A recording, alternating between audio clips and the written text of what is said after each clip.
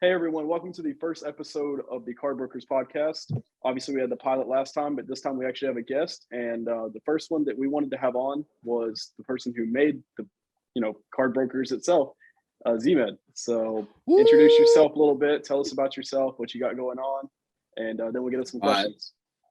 All right. So I'm Zach, or Zmead, in other words. I'm 19, owner of Card Brokers. Card Brokers has been in business for like maybe 2 years now, unofficially, something like 2 years. Started off in the shoe game. Now I'm in the card game, and Card Brokers is just a bunch of different stuff. But yeah, we focus on cards. We do NFTs. I'm sure we'll go more into what Card Brokers is later. But yeah, we do NFTs. We do card stuff. We resell stuff. As for me, I'm in college. I go to WVU, and I work at Card Brokers. So hell yeah, that's pretty much what I do. So I have a question about your shoe game, since you started out in the shoe game. And I think that's kind of how this entire like hype started inside the hobby, is like the shoe bros, as I call them, like you guys, I think that is the new fun version of the hobby. How did you get into like shoes, and like what was the first pair of shoes that you made of hit on that made you like want to start even like this company? Yeah, so I started off shoes. I don't know what year it would have been, like 2018. The first pair of shoes I think I hit was off-white UNC ones. You know what those are? Yeah. The Jordan ones. But I had a friend's friend. His name's Corey. But yeah, he got me into, I knew he resold shoes, and I started asking questions. He eventually got me into shoes. And yeah, I started reselling, hit those, I don't know, those maybe like 4 years ago.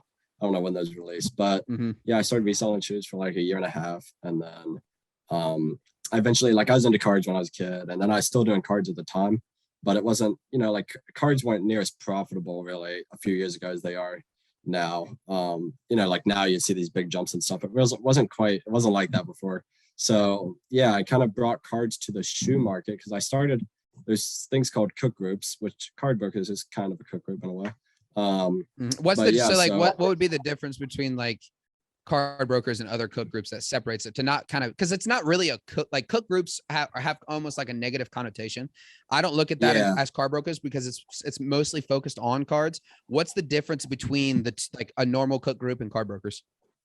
Yeah, so cook groups are usually, they do have a bad day. Generally, I'm friends with obviously a lot of owners of groups, but cook groups usually is more shoe based, really, in my opinion, or flip based. We're more just like a sports card. So we do like a lot of stuff that cook groups are all about making money, and obviously Card Brokers is a lot about making money. But we do a lot of sports card related stuff. It's more of like there's hard. I mean, a cook group, I'd say it would fall into the category of cook groups, but it definitely isn't. It's way different than the majority of those type of things. So yeah. So jump back to what you were saying as far as getting back on track to where, what made you decide to start the group and everything. You said you were in cards when you were a kid, obviously, like I was. Yeah. A lot of that was based in, my dad being a big sports fan, and my grandfather, who I'd never met, doing cards and stuff. So what's your story in cards specifically, outside of making money? But when did you start? What do you remember from your childhood as far as sports, and what led you to having the passion to turn that into a business? Yeah, so I was into cards in like 2009 to 2013 as a kid, which is a good time frame to be in. Nice. Mike Trout rookies. So I ended up having actually I had a bunch of Mike Trout rookies, and I still own. I didn't pull any of them out, but I still do have some of them that I had from when I was a kid. But yeah, I was into cards through my dad that way, because I feel like that was like the majority of kids. You got in it because your dad was into it back in the 80s or the 70s or 90s. So eventually, fast forward to now, I got out of it during all that time. But then I started sprinkling back in and started making some money off flipping boxes and stuff. Because, you could still like make some money from sports cards, but it wasn't anything crazy. Like I'd go to shows and stuff and buy stuff for cheap, flip it for a few bucks profit, but nothing crazy. And I eventually started going into it more, investing in cards and stuff. This was really during when 2019 Prism came out. I'd say is like when this all like really started. I started providing information for groups, like for cook groups, And I was just what's considered a provider, and I worked for a bunch of different groups. I eventually worked for a bunch of different groups, but I pretty much just provide information on like what cards should you be buying, what releases should you be going for, how much is this going to resell for, stuff like that. It was obviously a way different time than it is now, but everything was and then it all worked out great because then that card market boomed. And when the market boomed, I was in a great spot because in like the sneaker world, especially, which is hundreds of thousands of people, I was the sports card guy. So then I was able to capitalize. Nice. I was able to capitalize off that. I was able to capitalize off that because the market booms. I'm the guy, and then I make a group, and we were named obviously Card Brokers. And out the gate, we had a lot of popularity, which is difficult to do with a group for sure. Make a name for yourself. But yeah, we were good, pretty strong out the gate, and that was during the investment boom where Zion Prism rookies were going for $1,000. And So like I kind of got in. I got in kind of like at that I didn't I already said this last time. I didn't collect as a kid. I didn't like do any of that kind of stuff. I just solely focused on playing sports. Didn't have any like hobby outside of that besides maybe throwing the baseball or getting in the cage or whatever. So when I got into the hobby, then I got in at a time where it was like super high. So like I was buying stupid shit all the time. You know what I mean? Like I was just buying stuff that didn't really matter. And I was watching Card Brokers and I was watching TJ and I was watching Ryan like kind of do their thing. And I was like, these guys are doing it the right way. Like Card Brokers is doing it because you got a lot of flack in the beginning from a lot of like collectors, and you still do, like people who just hate what you do. But at the end of the day, I don't think they see the importance in what you're trying to do for the industry itself and kind of where it's headed in general. Go ahead, TJ, you're good. And Drake, and I want to say thank you because there are a lot of people like you, and that's what made us successful. So go ahead, Zach. You're an asshole. No, but it was honestly, it's funny that you said that. I just think about the other day when I first started, I was the most hated guy at the card. Like it was oh my gosh, I just every single thing I posted on Instagram, Twitter, I just hate. I mean, people want to be killed. It was funny, and now it was like all these guys who hated me are now like my best friends. You know, I obviously don't. I don't care. Even me, kind of low key. Like I hated on Card Brokers and like LJ because I was saying something about bots, and all of a sudden LJ comes out of nowhere. He's like, "Fuck, bro, no way. Like that's not like how this works." And he explained to me like Card Brokers is different. And I was like, all right, bet. So like it made me take a second look at Card Brokers and be like, are these guys legit? What are they doing like the things the right way? And Tanner, it's kind of attached himself to Card Brokers. And I think that's where it's like, all right, bet, like I'm in, you know what I mean? Because like he was a homie of mine. So if he trusted Card Brokers, I did too. For sure. No, Tanner, it's the card one second. But I was saying the card industry now pretty much, we don't get much hate. I mean, I still get a lot of hate. Just from random people, but like from like the industry as a whole, it definitely a lot more accepting. And that's awesome. The growth to see that too, because like I think, you know, they know it's not going to go anywhere. Card Brokers is here to stay pretty much. And like I think just even bringing out this podcast and having people like TJ to like help with this expertise, it makes it more legit. TJ, go ahead and just like I wanted to talk to you kind of about the things that you bought recently. I know that you sent it to my text earlier and I told Zmead to bring some cards and stuff. Can you tell everybody what you bought like right now and like the reasons why behind that? Yeah. So kind of spiral into what are we all buying right now? I know Zmead had a lot of transformation as far as going from the current stuff. Like he said, he was making money on stuff he had from 2019 or 2009 to 2013. Now you're in the vintage. And I remember that was the conversation we had at the National. And I started picking up a little bit of vintage here and there just because it's fun, and safer. But recently I've just gotten into like, you know, more PC stuff. So it's like things like this that I think is cool, which has like the Chick-fil-A. I don't know. I like the, I know that's going to add a little bit of value to it. But yeah, more just focusing on PC to get back into it rather than just after the money side of it. Finding something that you have a passion for, which for me is Alabama football. So Zmead, tell us a little bit about that too, where you had the transformation. So we had a slight error, but we're back. Shout out to Zmead's Wi-Fi. And so now we were basically talking about things I've been buying. And today I bought a Gold Origins Tua, and I'll pop that up on the screen right here. And basically what we want to get into is something that Card Brokers kind of specializes in, which is buying certain cards that they think are going to go up, or if this player booms, if they don't, this card still has more value than the base, why it has more value than other parallels. So I'm going to get Zmead to talk about a little bit about what his focus was, especially being a provider early on. And now that exclusivity is kind of risen the market in that, and base has kind of dropped. So what do you look for in a card?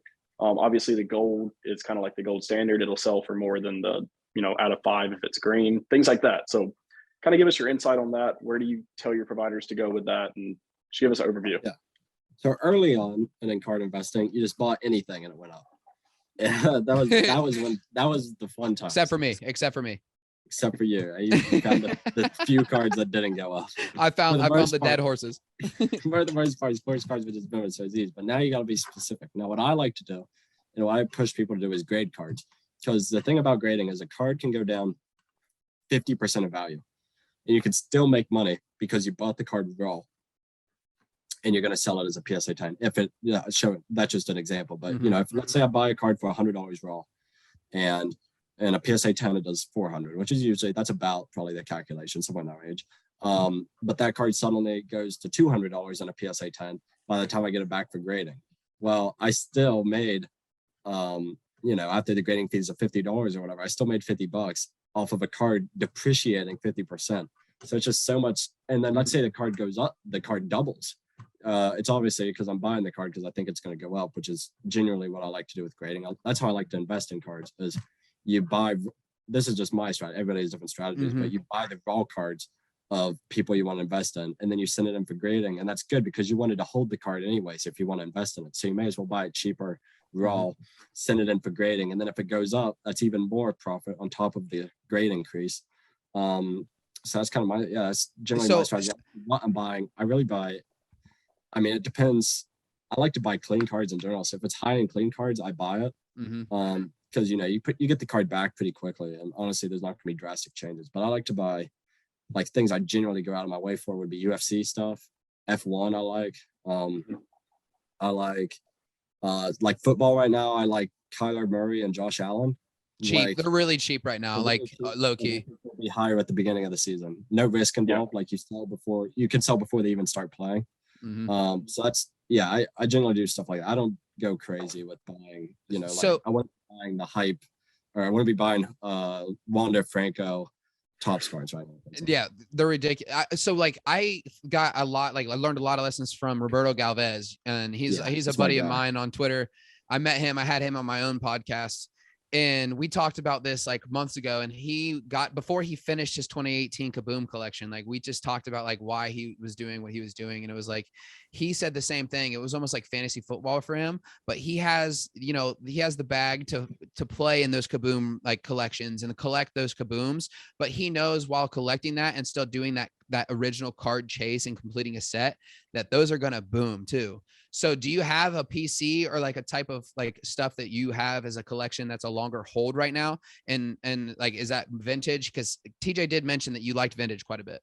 Vintage, since I was a kid, that's pretty much what I collected. I'll flip other stuff, but collection wise and stuff I'll hold for years would be vintage. Actually, I laid some of them here. So I pretty much have all the Manals. I have the whole Manal run. I got some of them here that I'll show. Oh my gosh. 52 Bowman. Fire. Let's see, I got just pulls it out like it's nothing too. Clemente rookie, which is cool. That's a PSA 3. So there's a Hank Aaron rookie, which is cool. How long have you had all this stuff? How long have you had all that stuff for? Those I bought at the National. Every card I just showed about the National. I remember that. I bought this on PWCC. It's because that Jordan 101, that Jordan 101 got you into a lot of shit, didn't it? It did, yeah. This is a Clemente auto. It's a 56. Fire. Wow. Obviously, he passed away in 73 or 72. So super young. And he's a legend. And he's just a legend of the game. And he's a legend, and the auto is rare. So that's a sweet one. And then getting in a couple bigger cards here, I got the 52 Willie Mays, which is collection. These are stuff I want to sell for a while. And then here is a 52 Mana. What? No, that's actually Zmead. There's the Zmead profile picture right there. So and then as for other stuff, I don't only buy vintage stuff. Here's a Soto Bowman. This is the refractor. So that's what do you think about Soto? I like Soto. Would I hold him into the season? I really planned on buying this, cracking this, which I don't know. I think I actually bought this because I wanted it for the National. I'm already buying stuff for the National because I feel like that's a card people at the National are gonna love. Yeah. Like and that like rare. right now, do you think it's the cheapest that you can get those types of cards for too? Like right now, like the national cards, because they're only going to go up before the national, because that's kind of how cards trend. Yes, At the national, exactly. it's like peaking because everyone wants to sell Yes. like at that event, you know? Yeah, so that's why I'm buying. That's why I think it's a good time to buy baseball right now, Joe. I think at the national, people are gonna like rare. They like rare stuff at the national. Don't buy base stuff, even if it's a base LeBron Chrome rookie. The stuff it just doesn't move at the national. You gotta buy rare stuff that not everybody there's gonna have. Here's some. These are things I would not hold on to, but I have. These are Jason rookie. Are those autos too? Are those all autos? Yeah, they were all autos. This one. I like how you just shuffled around like they were base cards. I was like, oh, nice. Yeah, like Dominguez base cards. No, they're all auto. This card sold autos. because that super fractor sold on Golden. I know, for like 500K. what? So this card sold for like 14K the other day, which is crazy. A lot of people are playing so much. But I bought this recently. That's gold. You can't really tell. There's gold auto. That's nice. So yeah, you can't really tell because the lighting at your yeah. actual house. You said you're set up at your house, and you're not at school right now. Like, how do you have even more cards at school, or do you keep them all at your mom's and dad's or whoever's house that is? I keep most of the stuff at the bank because I'm not trying to get robbed. But that's smart. That's smart though. For, that's actually really smart. I didn't really think about that. Like, what do you think about people who just get into the game? Like PO boxes. Do you think that's important? Do you think like not sending everything to your home addresses? Like, how would you go about that if you're just getting into the game now? Because the game has changed. People are stealing shit. It's like, people know cards are like real money now. Like, what would you say to someone who's getting into flip like this right now? Like, what's an important like thing to have? PO box. Doesn't have to be you can get mailboxes at UPS and stuff, and that's way better than a PO box because really at UPS all companies ship there. A PO box you can only ship with USPS, you know. So yeah, you buy. So I have an address at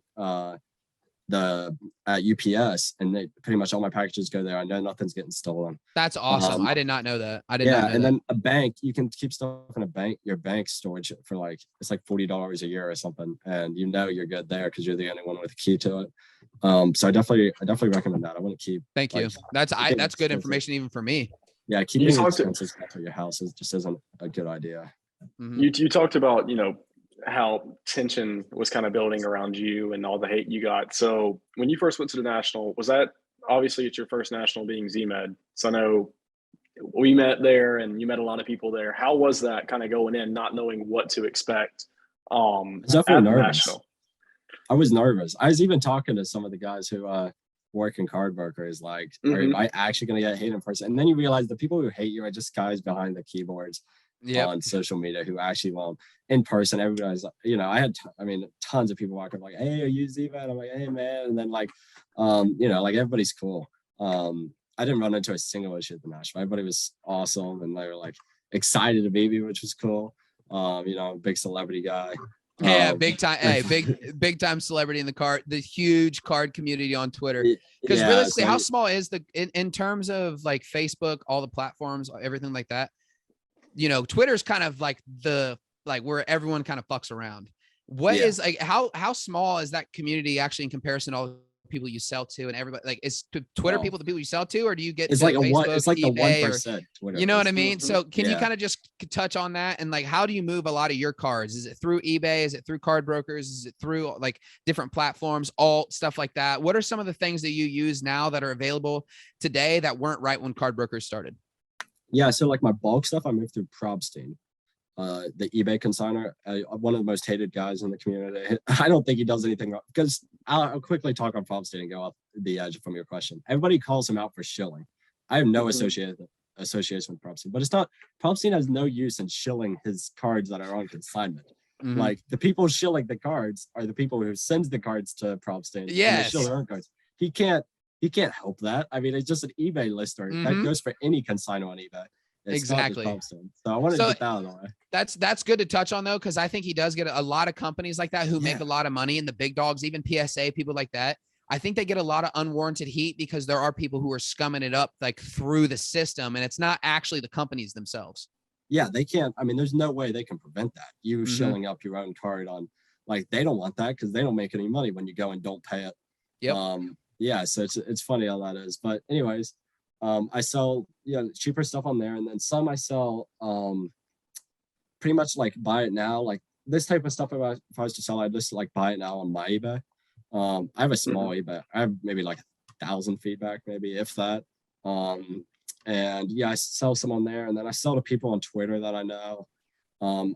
You end up just like, as you grow in the community, like know a lot of people. So like you'll get a certain card and you're like, yeah, I know who wants this card. I know somebody who knows somebody who's going to want this card.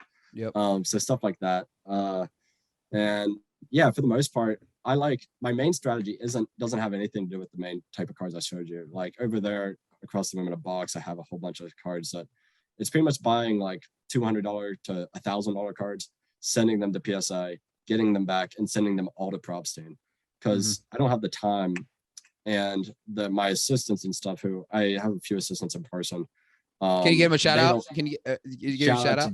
Giles and Alex. Let's go, Giles. That's a funny name. Giles. But anyways, yeah, so I just send it all to Propstein. So it's a super easy process. I actually got it from a guy named Tyler Short on YouTube. He's a smaller YouTuber, but yeah, he pretty much, this was years ago, but I saw him, he'd send these cards to PSA, he gets them back, he ships them to Propstein. So, you know, it's not like you only do the fun stuff. You buy the cards and you send them off. You avoid doing all the annoying work like selling it. So, and you can do that fire cards too. Go ahead, Teej.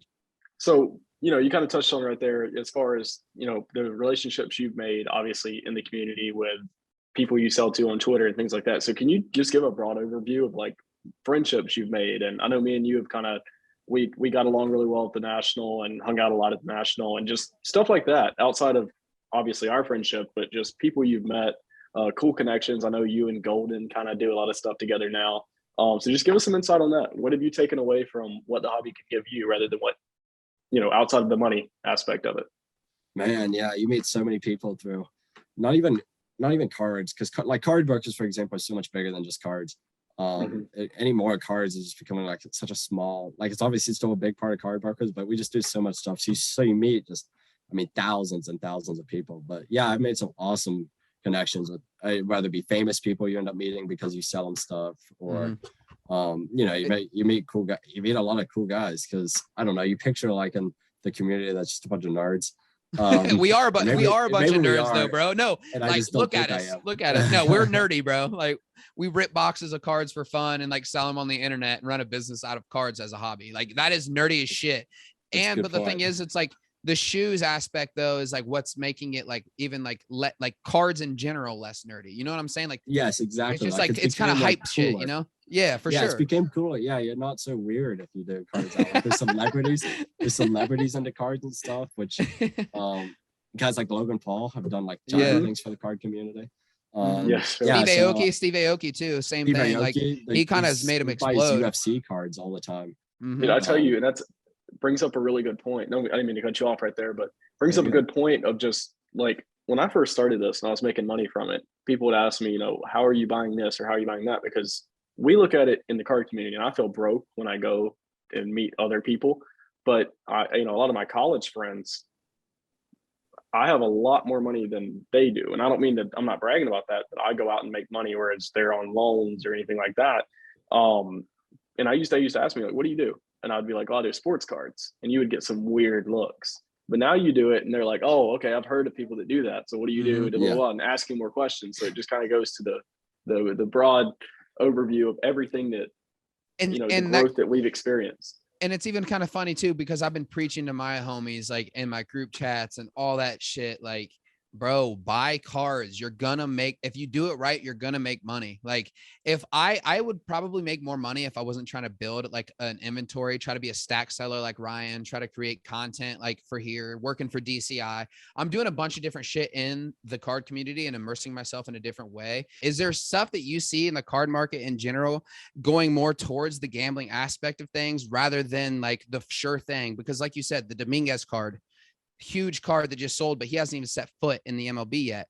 Bobby Witt, another one, big time player who hasn't stepped foot into the MLB yet.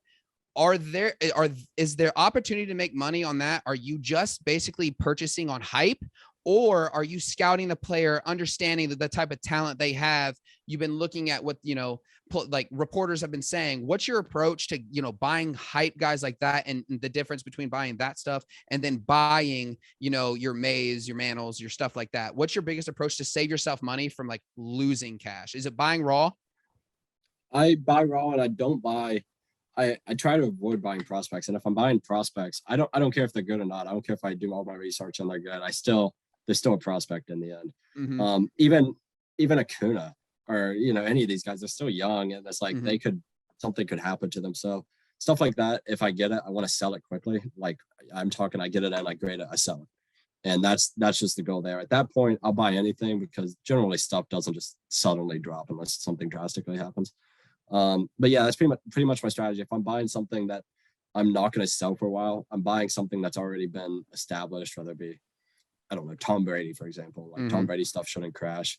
Older players, stuff like that. That's more what I'm into. But as for gambling and cards, I mean, cards are like, there's like 60% gambling going on. Like, That's all it boxes, is, bro. gambling. That's all it is. Buying cards, hoping they go up. Kind of Gambling. But it's fun gambling though. And I think it's safer. I think it's just as safe, if not safer, than like player props and shit like that. Because like you can get like, if you can probably garner more money for like a Trae Young a night, when we talked about this, like he scored 40 points the other day.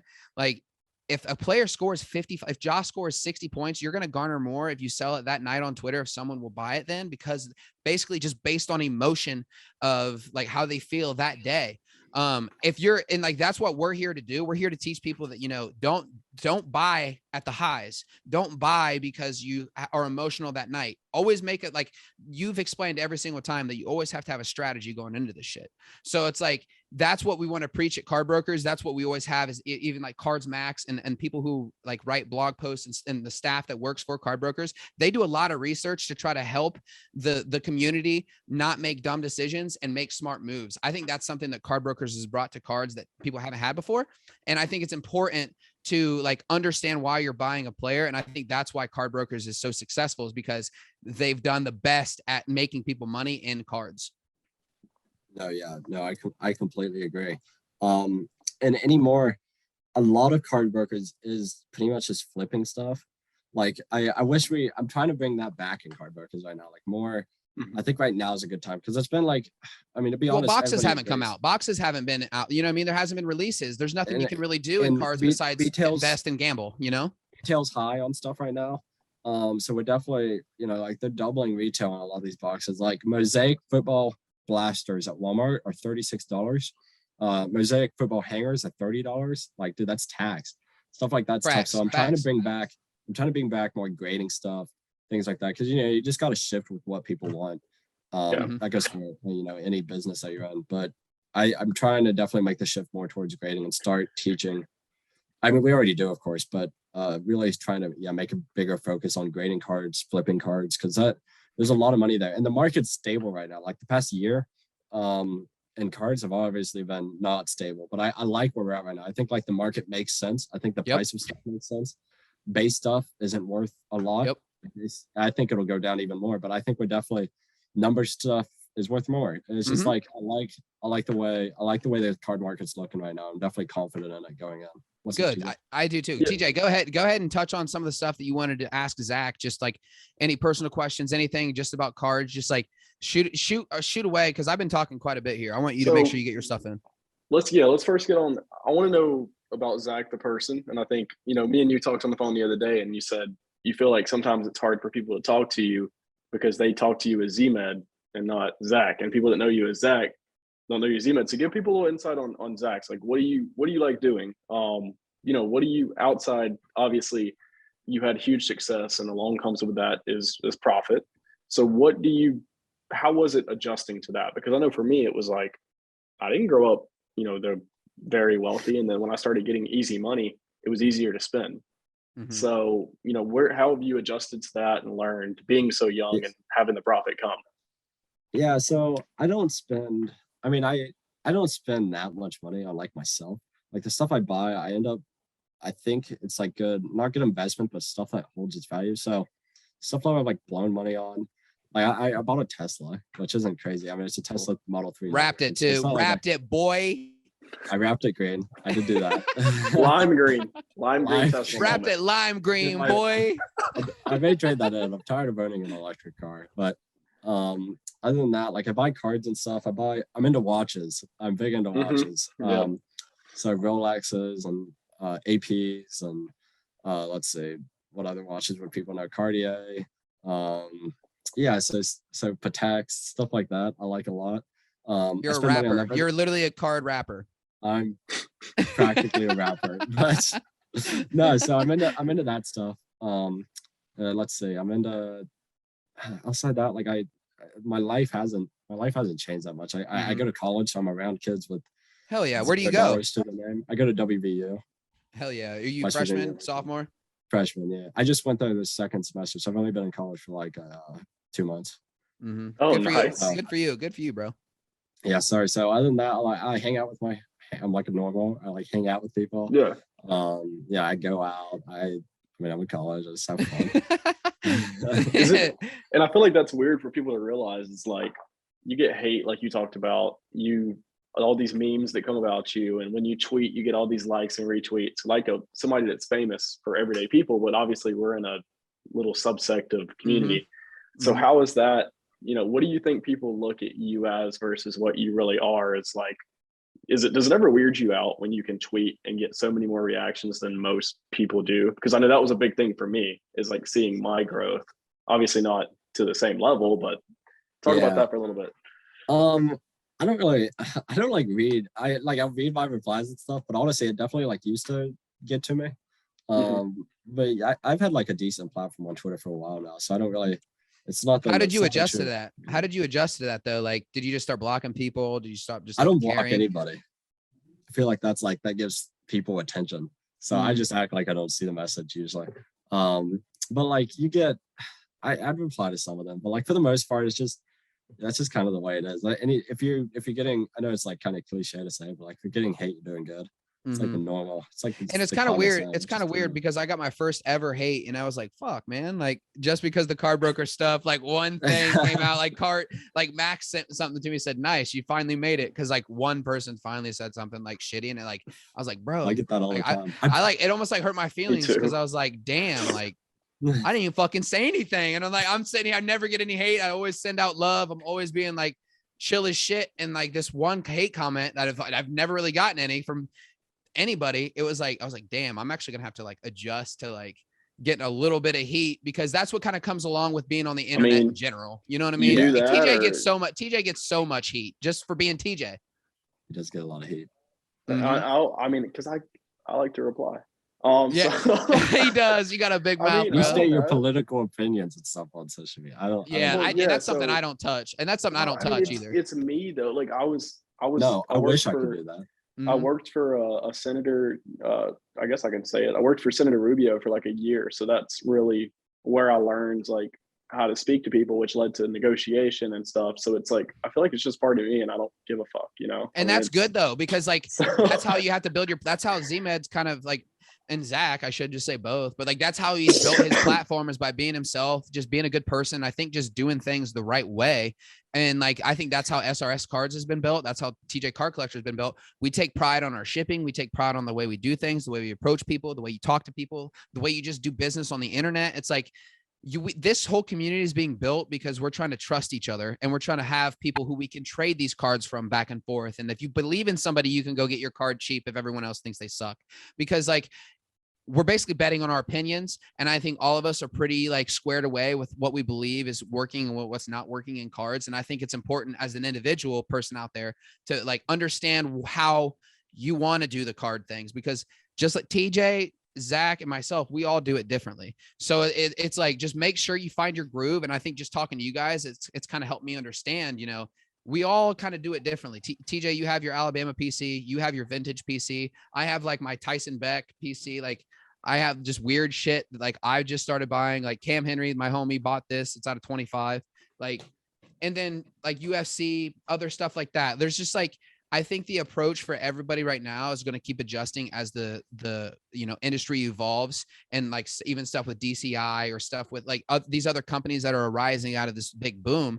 I think there's a lot of opportunity for people to go out there and make money before like you know, just to make, not, I wouldn't say fast money, but I would say faster money than sending your card to PSA and waiting the whole time. I think companies are going to have to adjust. Do you see PSA coming back down to those economy rates or those bulk subs and like making it faster so we can do our flip and we can get our cards back? Or do you think they're going to keep their prices where they're at because everyone's already subbing?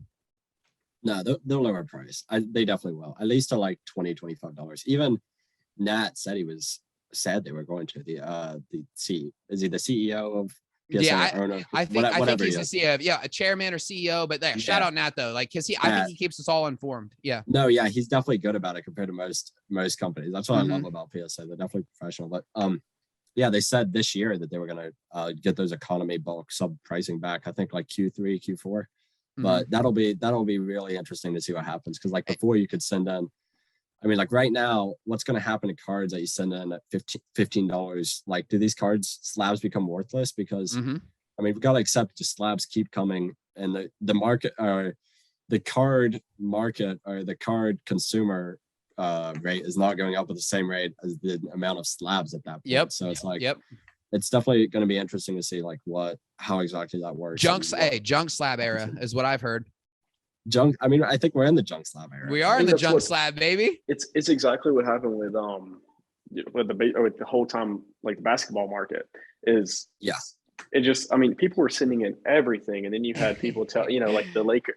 We talked about this before, the LeBron first Lakers jersey card that, you know, a lot of people made money on, but the prism dunk card, the Kobe tribute, like that card was wild as well. That card was wild, but that 2019 Prism-based LeBron classic card. Funny. Like, how many of those got like the population report looking back 10 years from now is gonna be like, that's fucking funny. Like, the first Lakers jersey is what we were going on. You know what I mean? It's like, is that going to continue to trend that way where it's like people will buy that stuff and buy that hype because like they actually believe that like maybe 10 years down the road, that Lakers jersey card, what happens if it is the shit? What if he wins like another championship there or 3 champion? You know, it's just, that's the speculation part that's fun about cards. No, yeah, I completely agree. All right. So let me just touch on this here. I want to make sure you shout out all your social media. Do you have anybody you want to shout out in terms of like people that have helped Card Brokers get it to where it is today, or just people you want to make fun of? Can you just like Stead Fiber, shit, people like that? Is there anyone that you want to give shout outs to before we get out of here? And make sure you tell people what your Twitter handle is. Oh yeah, for sure. Shout outs. I mean, so many people have helped. I mean, hundreds of people have helped me get to where I am. So I'm definitely gonna leave people out. But Stead, shout out to Stead. He started Card Brokers with me. Love Stead in person. Shouts. He's fun. I can't wait to see him at the National, bro. Oh my gosh, you're gonna love Stead. He's so funny. But love him. Shout out to Stead. Shout out to Michael from Notify. You guys don't know who he is, but he helped me out with my group early on. Corey, I talked about, got me into shoes. He's my guy. But yeah, there's been so many people that's helped me out along the way. And then as for my socials, I'm at Zmead on Twitter, at Zmead Official on Instagram. That's all I got. Yeah. Right. So Tanner, go ahead, baby. Let's end it on one last thing. So obviously the podcast is just now launching, and I want to know, Card Brokers as a whole, where do you want it to be in a year, and where do you want it to be in 2 years and 3 years, and what part do you want to see this podcast play a role in, and the type of people you want to see have on, and the insight to get from that for everybody? So what do you just basically lay it all out there? Mm-hmm. Yeah, so I'd like to see Card Brokers in a year. I'd like to see us more established and organized, because it's definitely like right now I still feel like it's anytime you're in it. I mean, sure, we've been in business for 2 years, but it's still early for a company. 2 years is early. Mm-hmm. So you still got a lot of learning to do, a lot of growing to do. So I'd like to see us more organized and official going, if that makes sense, including myself. I struggle myself because I just you're doing so much stuff. You're talking to hundreds of people a day. It's hard to stay perfect on that stuff. The podcast, I mean, I want to continue pushing out content every day, or not every day, but every week. Stay consistent on it, which is obviously one of the most important things. And I like the idea of having all these guests on, like the people, like it's gonna be cool the amount of people you can have on, all the card shop owners you can have on, the guys on Twitter that people like, the guys on Instagram that people like, the big celebrities, basketball players, like athletes, you know what I mean? Like the list there's goes so on. much there's so much you can do with it. So yeah, I'm definitely looking forward to that. And then yeah, I'd like to see Card Brokers continue. We're at a good spot. Yeah, just continue. Obviously, I mean, it sounds simple, but it is simple. Just continue to grow, continue to get our name out there, and yeah, stay more professional, if that makes sense. Mhm. Yeah, I like that. I mean, as far as keeping things together and just keeping, like you said, consistency, and that consistent growth is the biggest part, and like including everybody that's been in it and keep the same culture and grow from there. I like it. Yep. And I think the Twitter community too, and I think that's like a lot of this, the reason why we're doing this stuff is because a lot of the people we met at the national were from Twitter, and it's like almost our duty to like make sure that people who did find and did grind through this time through COVID and like all the friends we've met, it's like that 2-year period is huge for the card industry. It's huge for card brokers. And I just want to make sure that like as a podcast or as content creators for the card community, we bring out the best content that we possibly can. And we bring out the most accurate, we're being the most transparent people, because we do want to help people make money. And that's the whole reason why Card Brokers was started. So Zach, obviously, thanks. Make sure you check me out on SRS Cards. Like obviously I have stack sales, I do different shit like that. I have my own business and stuff, but like obviously Card Brokers is my main focus for now. And I just want to thank you for allowing us to do this podcast too, because it's been a huge get for me in my life. And it's like a big step for me and just like what I want to do in cards. So like, I want to thank you just in general for bringing us on here and like allowing us to have a platform. No problem. I appreciate you guys doing it. I'm looking forward to it. Yeah, Awesome. looking forward to it, man. Appreciate you taking some time out of the day. And as a student, I'm sure that's a little harder these days, but good to see you, man. And we'll keep in touch. All right. Sounds good. See you guys. Yeah. Peace. Yep.